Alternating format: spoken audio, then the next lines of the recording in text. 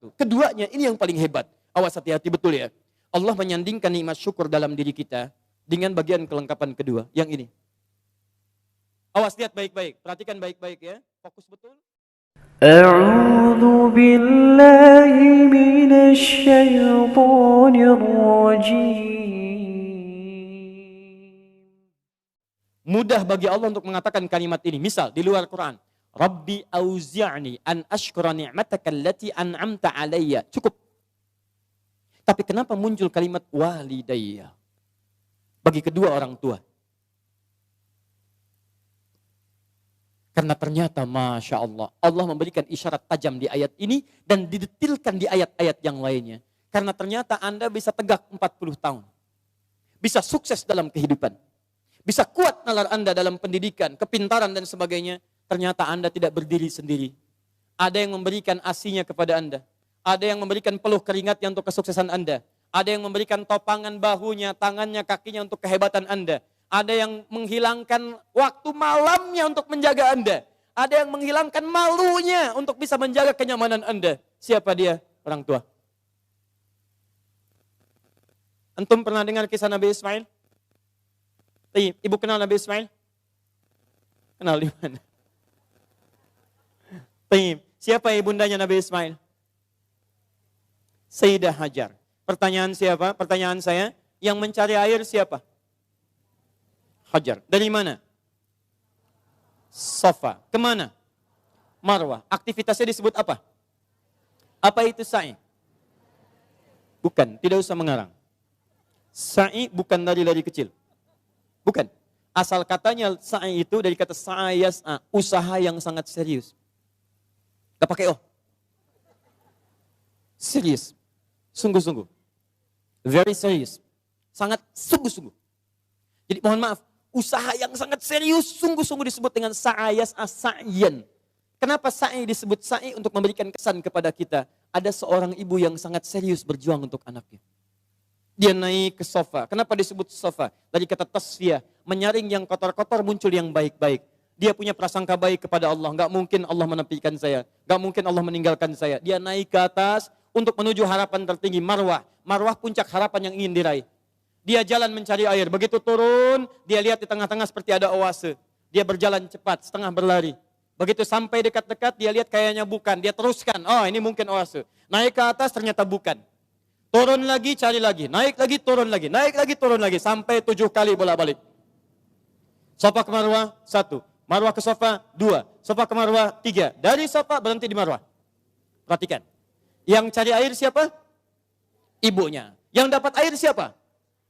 Tiba-tiba setelah sampai di Marwah, anaknya bergerak. Tis. Begitu menghunjam kakinya ke tanah, tiba-tiba air keluar. Datang ibunya, kata ibunya, zam. Ada zam, ada ijma. Kalau ijma, kumpul. Kalau zam artinya zam, kumpul jangan berhenti. Kumpul jangan berhenti. Sampai sekarang disebut zam, sampai sekarang tidak pernah berhenti. Pertanyaan saya, apakah Ismail ketika didudukan oleh ibunya, didiamkan itu, dan ibu mencari air, dia tidak bergerak-gerak? Saya tanya pada semua orang ibu yang ada di sini. Ketika ibu melihat anaknya kehausan, ibu simpan di bawah, dia bergerak tidak? Gerak. Tangan bergerak? Kaki bergerak? Pertanyaan saya, kenapa saat dia bergerak, air gak keluar? Tapi air itu keluar, Pak, setelah ibunya bolak-balik. Ibu balik. Setelah bolak-balik 7 kali, baru air keluar. Dan pada yang ke-7 itu, malaikat kemudian mengepakkan sayapnya, menghantamkan dengan kaki Ismail alaihissalam, baru keluar air. Di air keluar itu, setelah ibunya usaha. Kalau ibunya nggak usaha, nggak akan keluar tuh air. Makanya demi Allah saya katakan ketika ada sa'i itu refleksi, Pak. Gambaran tentang ketaatan kita pada orang tua. Bukan cuma bolak-balik. Makanya saya sarankan pada Anda, kalau manasik itu yang benar. Bukan cuma turun, naik. Sekarang ada yang live. Rabbighfir warham, wa'fu wa takarram. Pindah kiri kalau capek.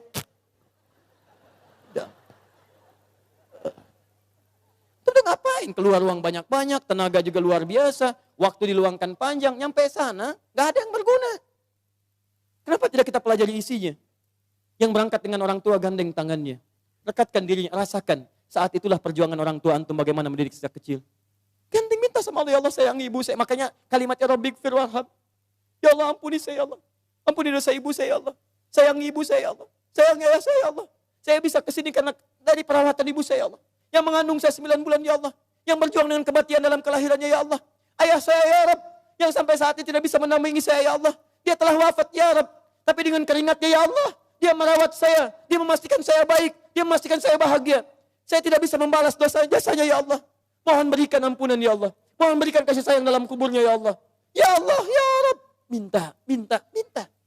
Makanya ketika Anda usia 40 tahun, Allah kembali menyentuh jiwa Anda. Hei, yang merasa kaya, mungkin usia Anda itu sudah lewat 40 tahun.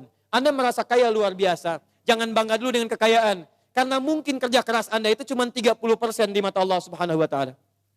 70%-nya, tuh ibu Anda yang bangun pertengahan malam. Menangis di keheningan malam. Ya Allah, mohon jadikan anak saya berhasil ya Allah. Sukses ya Rabb. Jangan sampai tempat tidurnya seperti tempat tidur saya sekarang ya Allah. Jangan sampai makannya seperti makan saya sekarang ya Allah. Tuh Bapak Anda yang sekarang Anda enak tinggal di kantor yang ber-AC. Mobil yang bagus, yang luar biasa. Bapak Anda yang bawa cangkul, yang pergi kemudian ke sawahnya, yang pergi ke kebunnya, yang dengan terik panasnya, yang dengan segalanya. Dia katakan kepada Allah, ya Rabb, saya ikhlas ya Rabb. Saya berusaha ya Rabb. Tapi tolong jadikan anak saya lebih daripada saya kebaikannya ya Allah. Jangan jadikan kerja keras seperti saya sekarang ya Rabb. Jangan jadikan kepintarannya seperti pintarnya saya sekarang ya Rabb. Lebihkan dari saya ya Allah. Tenangkan hidupnya ya Allah. Saya ridha ya Rabb. Pertanyaan saya setelah Anda lebih mencapai kesuksesan karena kerja keras kedua orang tua itu. Pertanyaan saya, apa yang Anda berikan kepada kedua orang tua?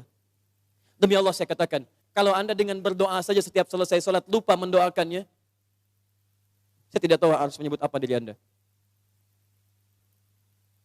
Anda nengok saja nggak pernah. Tanya kabar saya tidak menyampaikannya.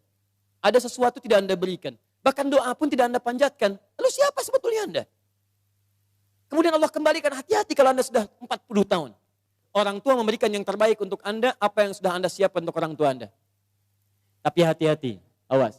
Kalau Anda sebagai orang tua tidak mendapatkan gambaran kebaikan dari anak-anaknya, maka Quran kembali membalikkan kepada Anda. Apa yang telah Anda berikan pada anak-anak Anda, sehingga anak Anda jadi seperti itu sekarang. Harusnya seperti Ismail kepada Ibrahim, yang rela bahkan mengorbankan nyawanya, memberikan bagian tenaganya. Ibrahim Nabi, Ibrahim Rasul, Khalilullah, Masya Allah, maaf. Anaknya juga Nabi, anaknya Rasul, dekat dengan Allah. Ibrahim Nabi, Ibrahim Rasul, tinggal di Palestina, sibuk sebagai suami, tapi kasih sayang sebagai seorang ayah, maaf Pak ya, masih sempat meluangkan waktu menengok anaknya di Mekah. Karena itu disebut dengan Ibrahim. Dalam Fathul Qadir Asy-Syaukani menyebut dari Abun Rahim, Bapak yang punya nilai kasih. Nabi, Rasul, Khalilullah, dekat dengan Allah. Suami pencari nafkah, Rasul punya risalah. Tapi di balik kesibukannya masih jalan dari Palestina ke Mekah. Yang jaraknya pakai mobil, bus, 1 hari 2 malam. Anda Nabi bukan, Rasul bukan. Tidak sedekat Nabi Ibrahim kepada Allah. Maaf, risalah Anda tidak ada. Tidak ada satu ayat turun mengangkat Anda. Surga belum jelas, amalan berantakan, hisab menegangkan. Apa sih yang Anda cari? Berangkat gelap, pulang gelap, semua dunia. Masalah kantor dibawa ke rumah, anak Anda minta kasih sayang tidak diperhatikan. Masalah kemarahan diluapkan pada keluarga, Anda siapa? Kalau anak Anda mencari perhatian di luar rumah, jangan salahkan dia. Mungkin Anda yang kurang perhatian. Banting tuh handphone Anda. Bukan anak Anda yang dipukul. Mungkin handphone itu yang menjadikan anak Anda mencari perhatian di luar. Kalau anak Anda ingin mendapatkan pengakuan di luar, bahkan dia tawuran, bahkan dia mencari ini, mencari itu, bayangkan, barangkali dia mencari pengakuan di luar karena di dalam tidak mendapatkan perhatian dan pengakuan dari orang tuanya. Karena itu kalau Anda menemukan anak kurang taat pada orang tua, kata Quran, cek kalimat kedua. Perhatikan, wa aslih li. Sebelum sampai wa aslih li wa dzurriyyati, saya teruskan dulu ya gini. Ya, wa an a'mala salihan tarda. Saya ke anak dulu untuk orang tua. Saya lanjutkan dulu yang ini, anak untuk orang tua. Perhatikan baik-baik. Tadi satu syukur, bakti pada orang tua. Bagaimana cara menghadirkan syukur dan bakti pada orang tua? Perhatikan. Rabbi auzi'ni an ashkura ni'mataka allati an'amta 'alayya wa 'ala walidayya wa an a'mala salihan tarda. Maka mulai usia 40 tahun ini kata Allah, minta bimbingan dari Allah supaya konsisten mengerjakan amal soleh yang